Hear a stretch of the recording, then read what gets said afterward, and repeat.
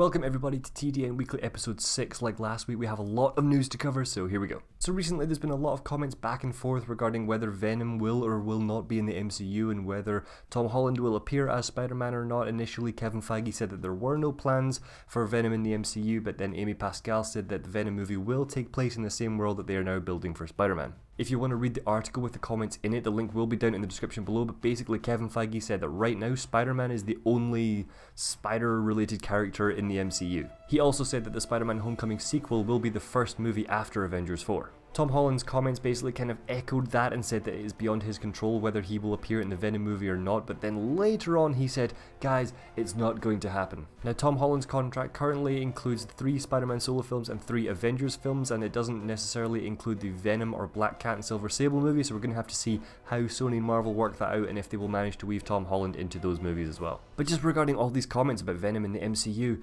it's so confusing. I'm so done. Can we just get a clear answer, anybody?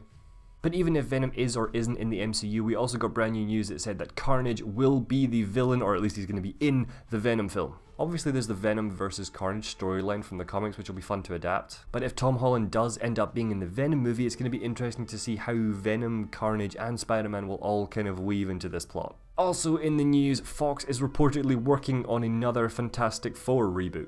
Apparently the film is going to focus on the children of Sue Storm and Reed Richards while also having Johnny Storm and The Thing in there.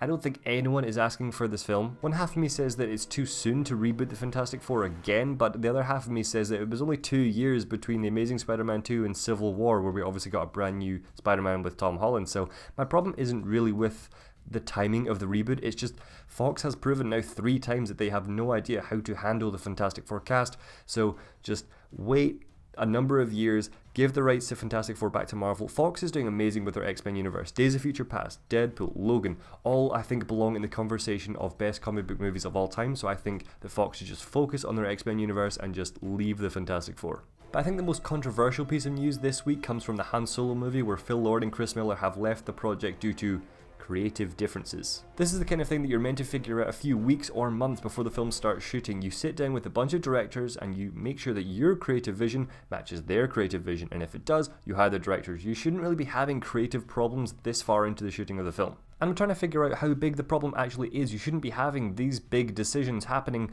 this far into shooting. The script should be done, the story should be done, which I'm assuming it is, but you know, you shouldn't have big decisions to make 7 months into the film. You make all the big creative decisions before you start filming, get it all ready, and then you start shooting. The only decisions I can think that they'd be making this far into shooting is like deciding to make an alien green, and then Lucasfilm goes, oh no, you can't make that alien green. And Phil Lord and Chris Miller would be like, we want to make that alien green, so you can't make that alien green. And that's the kind of size of decision that I think they should be making at this point, but we don't know really why they fell out, but we do know that Ron Howard is signed on to take over the Han Solo movie.